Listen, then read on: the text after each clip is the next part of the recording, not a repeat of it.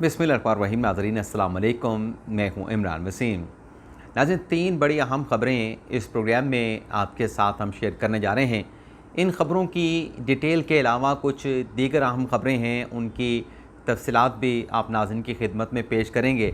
लेकिन नाज़रीन, आज के प्रोग्राम की हमारी जो ख़बरें हैं, इनसे हट के जो मैंने थंबनेल पे एक ज़िक्र किया कि 80 साला बुज़ुर्ग की टेलीफ़ोन कॉल, ये 80 साला बुज़ुर्ग कौन हैं, इसने किसको कॉल की है और कॉल करके क्या बताया है, और ये सारा मामला क्या है, माजरा क्या है 80 साला बुज़ुर्ग की टेलीफ़ोन कॉल का। तो सबसे पहले तो इसकी जो डिटेल है वो आपके साथ हम शेयर करेंगे। इस तफसीलात से नाज़रीन आप ये जान पाएंगे कि इस वक्त जो पाकिस्तान में जो कुछ भी हो रहा है, चाहे वो जुडिशल पॉलिटिक्स हो रही है, चाहे वो कोई इस्टेब्लिशमेंट की पॉलिटिक्स हो रही है, उस पर वो बुज़ुर्ग क्या सोचते हैं। तो वो जो टेलीफोन कॉल है उस हवाले से जो डिटेल हैं वो सबसे पहले आपके साथ हम शेयर करेंगे। ये नाज़रीन 80 साला जो बुज़ुर्ग हैं, इनका ताल्लुक़ जो है वो रावलपिंडी रीजन से है और पाक फ़ौज से रिटायर्ड हैं, साबिक़ कर्नल हैं और 3.5 साल इन्होंने मशरक़ी पाकिस्तान में भी सर्व किया है। इनकी नाज़रीन आज मुझे टेलीफोन कॉल आई। मुझे नहीं मालूम कि इन्होंने मेरा जो मेरा टेलीफोन नंबर है वो कहाँ से हासिल किया। ख़ुद बता रहे थे कि बड़ी मुश्किल से मेरा जो नंबर है वो इन्होंने हासिल किया और उसके बाद उन्होंने मुझे व्हाट्सएप कॉल की। एक तो उन्होंने पॉइंट ये उठाया कि देखें इमरान वसीम साहब, कि ये जो मुख्तलिफ़ क़वानीन पार्लियामेंट की जानिब से पास किए गए, जब ये कानून कौमी असम्बली से पास होता है तो वहाँ पर आबादी के एतबार से जो है वो सूबों को नुमाइंदगी दी गई है। पंजाब की आबादी ज़्यादा है तो कौमी असम्बली में पंजाब की नशस्तें ज़्यादा हैं, सिंध की उससे कम आबादी है तो उससे कम नशस्तें सिंध की हैं, फिर KPK की हैं और फिर बलूचिस्तान की हैं। नुक्ता उन्होंने ये उठाया कि सेनेट से भी ये कानून पास होते हैं, पहले आप कौमी असम्बली से पास करवाते हैं, फिर आप सेनेट से पास करवाते हैं। तो बुज़ुर्ग मैंने उनसे ये भी पूछा कि आपका नाम मैं बता दूं, तो उन्होंने कहा कि नाम बताना या नाम बताना ये कोई मैटर नहीं। तो उन्होंने क्योंकि कोई कदगन नहीं लगाई तो मैं आपको नाम भी बता देता हूँ। कर्नल रिटायर्ड सर्वर उनका नाम है। एक तो उन्होंने कहा कि ये जो सेनेट से जब कानून मंजूर हुए तो सेनेट के अंदर तमाम सूबों की बराबर नुमाइंदगी है और ये जो सेनेट का उनका के एक ऐवान है, ये एक ऐसा एग्रीमेंट है जिसने इस मुल्क को मुत्तहद रखा हुआ है। तो वो सवाल ये कर रहे थे कि देखें कि ये जो बेंच है जिसमें बंदियाल साहब हैं, जिसमें इजाज़ुल एहसन साहब हैं, जिसमें मुनीब अख्तर साहब हैं, ये तो सारा का सारा पंजाबी बेंच है।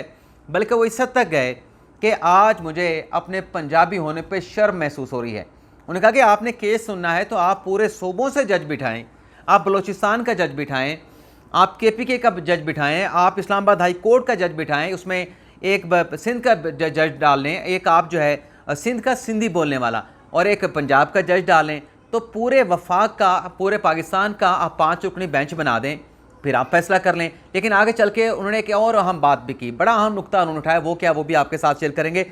लेकिन दूसरा नुक्ता नाज़रीन का ये था कि मशरक़ी पाकिस्तान हमसे क्यों अलग हुआ। उन्होंने कहा कि वहाँ पर यह सोच बंगालियों में पुख्ता हो चुकी थी, परवान चढ़ चुकी थी कि पंजाबी जो हैं वो हमारी तकदीर का फ़ैसला करते हैं। वो पंजाबी जो मगरबी पाकिस्तान में हैं, वो पंजाबी मगरबी पाकिस्तान के मशरक़ी पाकिस्तानी बांग्लादेश की किस्मत के फ़ैसले करते हैं, तो इसलिए वो हमसे अलग हो गए। तीसरा पॉइंट उन्होंने उठाया कि जो आइन है उसमें अगर पार्लियामेंट ने कोई तब्दीली करनी है, कोई कानून बनाना है, तो वो सिंपल मेजॉरिटी के साथ किया जाता है। लेकिन अगर कोई कानून में तरमीम करनी है तो उसके लिए 2/3 मेजॉरिटी दरकार होती है। तो उन्होंने ये पॉइंट रेज़ किया जो कि सबसे अहम मुझे लगा। उन्होंने कहा कि आर्टिकल 63 की सुप्रीम कोर्ट ने तशरीह कर दी और रीराइट कर दिया अपनी उस तशरीह के ज़रिए। तो इस किस्म के जब कोई कानून चैलेंज होता है, इस किस्म के अगर कोई मामलात आते हैं, किसी आइनी नुक्ते की आर्टिकल 186 के तहत रेफरेंस आता है, तो उस पर भी सुप्रीम कोर्ट का फैसला 2/3 से होना चाहिए। मजमूई जो तादाद है सुप्रीम कोर्ट की, फुल कोर्ट बैठे और अगर उसमें 2/3 से फैसला आए तब तो उस फैसले को माना जाए, अदरवाइज़ वो फैसला नहीं मानना चाहिए। दूसरों ने कहा कि चलें इस तरीके से नहीं, लेकिन कम अज़ कम अगर आइन के हवाले से कोई सवाल आए, कानून के हवाले से कोई दरख्वास्तें आएँ कानून के ख़िलाफ़, तो फिर कम अज़ कम फिर 2/3 का बेंच बनना चाहिए। 17 जजेस की स्ट्रेंथ है तो 12 रुकनी बेंच बनना चाहिए।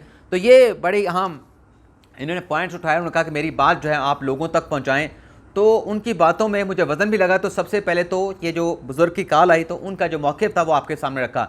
इसके अलावा नाज़रीन, आज जो सुप्रीम कोर्ट ऑफ पाकिस्तान में रिव्यू एक्ट के खिलाफ दरखास्तों पर समाअत है, उसके जो पहले दरख्वास्त गुजार हैं गुलाम मोहिउद्दीन साहब, उनकी भी टेलीफोन कॉल आई। उन्होंने कहा कि आपने अपने वीलॉग में कहा कि मैं कमरा अदालत में नहीं था, तो मैंने उनसे कहा कि मैंने आपके बारे में नहीं कहा, मैंने कहा कि आप वीडियो लिंक पे मौजूद थे। फिर उन्होंने कहा कि नहीं आपने ये भी नहीं कहा, लेकिन ग़ालिबन मैंने कहा और मुझे अभी भी यकीन है कि मैंने कहा था कि गुलाम मोहिउद्दीन साहब जो वो तो वीडियो लिंक से होते हैं क्योंकि वो कराची में मौजूद होते हैं, अली ज़फ़र साहब नहीं थे। तो वो उन्होंने करेक्शन कराया कि अली ज़फ़र साहब भी लाहौर से वीडियो लिंक से मौजूद थे। तो ये वजाहत हम अपने प्रोग्राम में शामिल कर रहे हैं।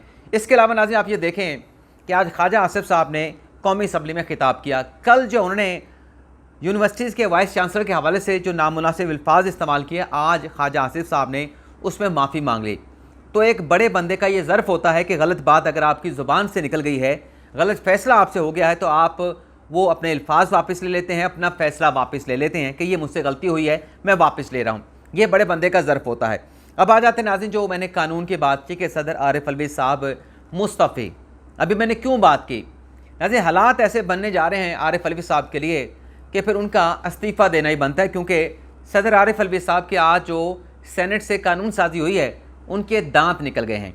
कानून जो वो पास करते थे, अब वो उसके ऊपर दस्तखत करें ना करें, जो पार्लियामेंट पास करके सदर साहब को भेजती थी, वो 14 दिन पहले सदर साहब के पास होते हैं।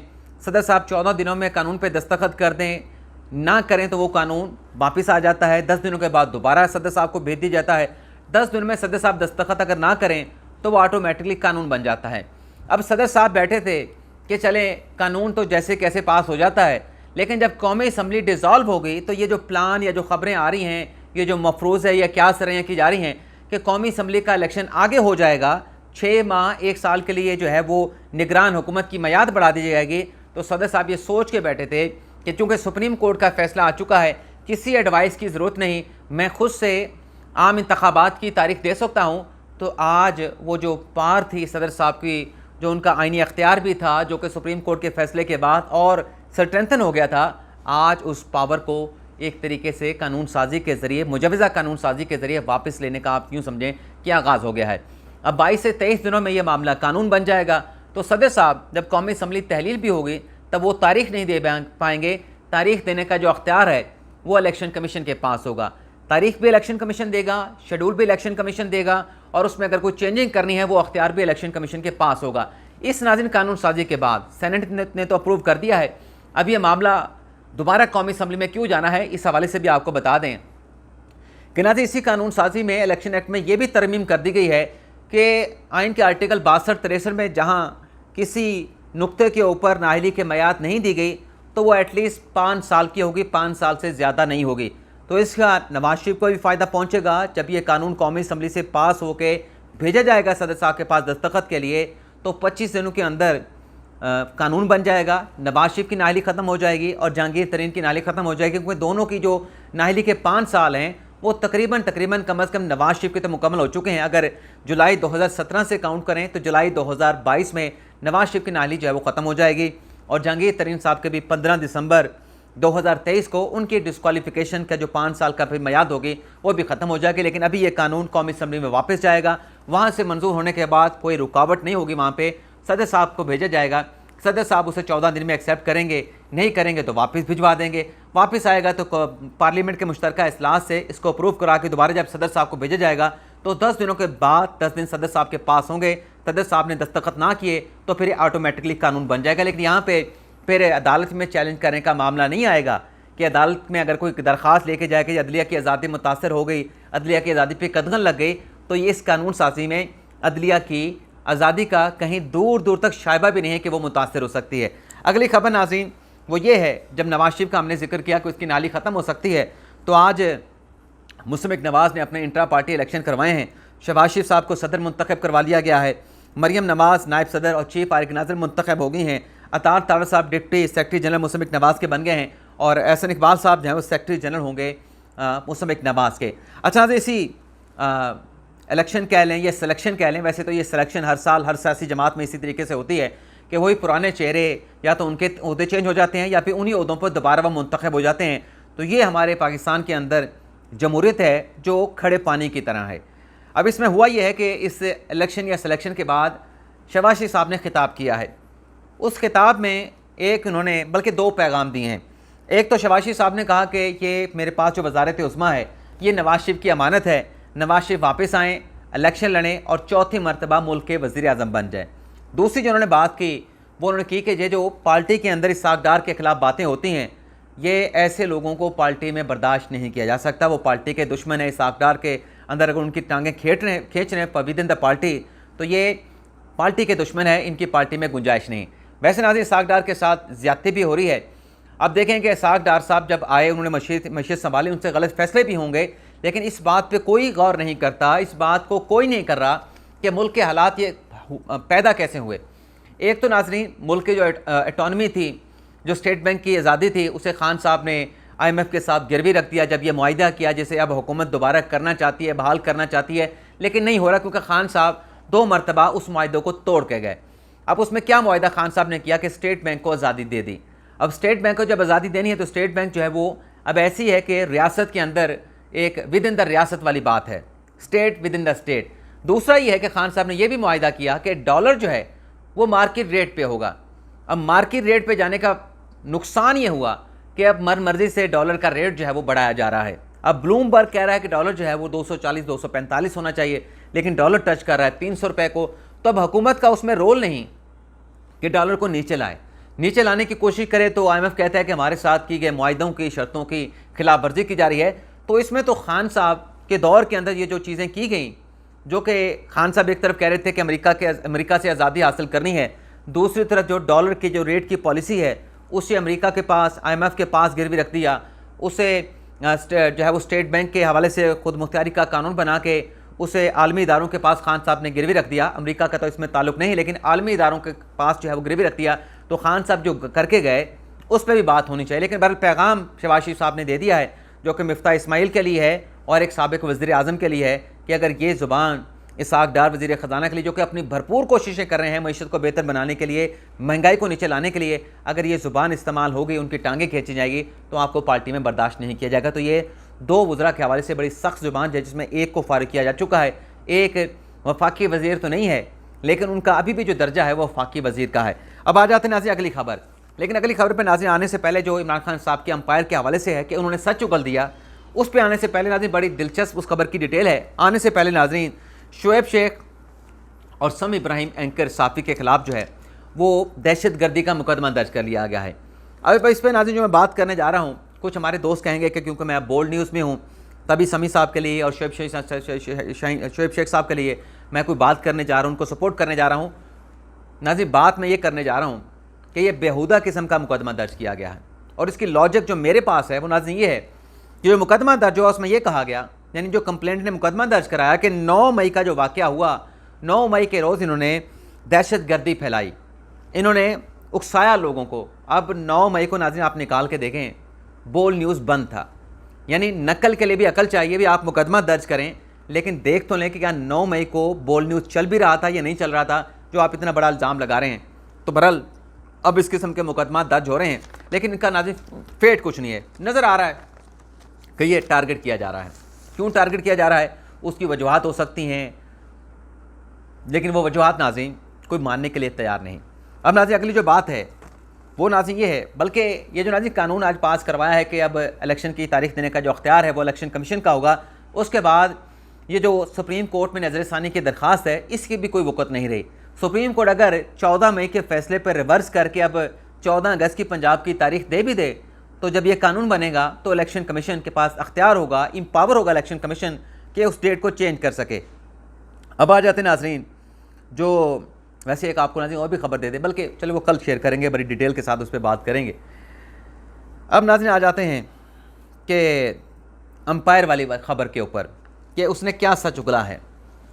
नाज़रीन खान साहब जब धरना लेके आए थे लॉन्ग मार्च इस्लामाबाद में, तो खान साहब उस वक्त के वज़ीर आज़म नवाज शरीफ से इस्तीफ़े का मुतालबा किया करते थे, और इतना खान साहब ने मुतालबा किया कि एक मौके के ऊपर खान साहब ने कह दिया, ओए नवाज शरीफ, अगर तुमने इस्तीफ़ा ना दिया आज शाम तक तो अंपायर की उंगली खड़ी हो जाएगी।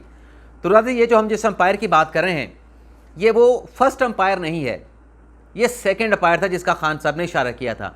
फर्स्ट अंपायर कोई और था, और ये जिस अंपायर की उंगली की खड़े होने की बात कर रहे थे ये सेकंड अंपायर था। लेकिन हम यहाँ पे जिस अंपायर की बात करने जा रहे हैं वो नाज़रीन थर्ड अंपायर है, और ये नाज़रीन वो थर्ड अंपायर है जिसका जिक्र जो है जावेद हाशमी साहब, जब वो पाकिस्तान तहरीक इंसाफ का हिस्सा थे, ग़ालिबन सदर थे या सीनियर सदर थे, उन्होंने उस थर्ड अंपायर का जिक्र किया था कि ये मामला जो यहाँ पे लाया गया था, ये अल्टीमेटली किसी फोरम पे जाना था, वहाँ पे बैठे हुए एक बंदे ने ऐसा फैसला करना था जो कि थर्ड अंपायर था हमारा, कि नवाज शरीफ की हुकूमत का खात्मा हो जाना था। वैसे जिस शख्स के ऊपर वो इल्ज़ाम लगाया गया था वो गलत था, वो बड़ा अच्छा शख्स था। उस वक्त जो बंदे पे बात की, जिसका नाम लिया, मैं नाम बता देता हूँ, नासिर मुल्क साहब का नाम लिया, जावेद हाशिमी साहब को, बड़े ही वज़ेदार किस्म के, बड़े ही परहेज़गार किस्म के, और बिल्कुल जो जज होता है वो जज के मर्तबे के ऊपर, जज की तारीफ़ के ऊपर, जज की ज़िम्मेदारियों के ऊपर पूरा उतरते थे। आज तक नाज़रीन मैंने जितने चीफ जस्टिस साहबान सुप्रीम कोर्ट में देखे हैं, 2011 से लेके पता नहीं कितने चीफ जस्टिस आए चले गए हमारे सामने, उनको रिटायर्ड भी कराया, नए चीफ जस्टिस के हल्फ भी हमने अपने सामने आंखों के सामने होते देखे। नासिर मुल्क साहब जो है बड़े ज़बरदस्त किस्म के जज थे। सियासी बात किसी वकील को अपनी अदालत में करने नहीं देते थे। अगर कोई वकील करता था, 2-3 बातों के बाद कहते थे भाई अपना केस आर्गू करो, आइन और कानून की बात करो, सियासी बातें छोड़ो। और साफियों के साथ भी वो सोशल नहीं होते थे। तो आज भी मैं कहता हूँ कि बेहतरीन अगर कोई चीफ जस्टिस गुजरे हैं सुप्रीम कोर्ट के, मेरे जब से मैं रिपोर्टिंग कर रहा हूँ, तो वो नासिर मुल्क साहब थे। तो अब नाज़रीन ये एक वीडियो क्लिप है, ये नाज़रीन मौजूदा हालात पे बड़ा ही सादिक आता है। मैं आपको सुना देता हूँ नाज़रीन, आप सुने, फिर इसकी इंटरप्रिटेशन भी करते हैं। 24 सेकंड का बात सुनिए, मेरे एक सवाल का जवाब दीजिए। ये इमरान खान के खिलाफ बड़ी अपीलें हुई, आपने आउट क्यों नहीं दिया भाई?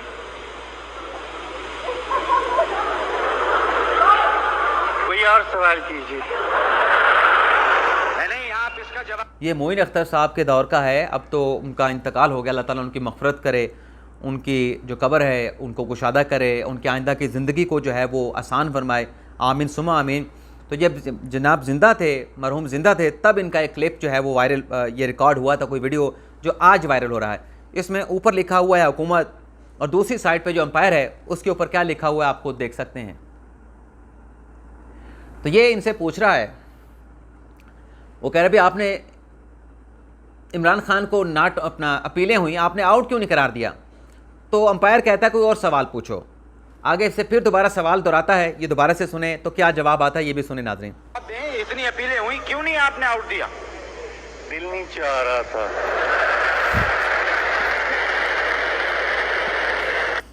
ये दोबारा से मैं नाज़रीन सुनिए, मेरे एक सवाल का जवाब दीजिए। ये इमरान खान के खिलाफ बड़ी अपीलें हुई, आपने आउट क्यों नहीं दिया भाई?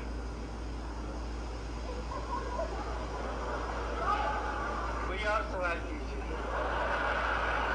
नहीं, आप इसका जवाब दें, इतनी अपीलें हुई, क्यों नहीं आपने आउट दिया? दिल नहीं चाह रहा था। तो नाज़रीन ये पता नहीं कितने साल पुराना क्लिप है, और आज के हालात पे भी सादिक आता है। यानी खान साहब का इतना करिश्मा है कि आज भी जो अंपायर्स हैं उनका दिल नहीं चाह रहा कि खान साहब बेशक बैटिंग करने के काबिल नहीं रहे, बेशक खान साहब के लिए पिच मुश्किल हो चुकी है, खान साहब उस पिच को खुद खो चुके हैं, खान साहब स्टंप आउट हो चुके हैं, खान साहब की किलियाँ उड़ गई हैं, खान साहब पीछे कीपर को कैच दे चुके हैं, खान साहब छक्का लगाने के चक्कर में बाउंड्री पे कैच हो गए हैं, और ख़ान साहब को यार्कर लगा है जो कि उनके टो पे जाके लगा, LBW हो चुके हैं, लेकिन अंपायर का आउट देने का दिल नहीं कर रहा, क्योंकि अंपायर का दिल नहीं चाह रहा कि इमरान खान साहब क्रीज छोड़ के जाएं। और ये नाज़रीन जो अंपायर है इसको खदशा एक और बात का भी है कि अगर मैंने आउट दे दिया तो घर कैसे जाऊँगा। तो ये भी अंपायर को अपना खदशा है, सिर्फ पसंद की अंपायर की बात नहीं, अंपायर को और भी बहुत सारी चीज़ें नज़र आ रही हैं। तो मेरे ख्याल से एक छोटी सी बात से बहुत बड़ा पैगाम चला गया होगा, मैसेज मतलब जो हमने कन्वे करना था वो कन्वे हो चुका होगा।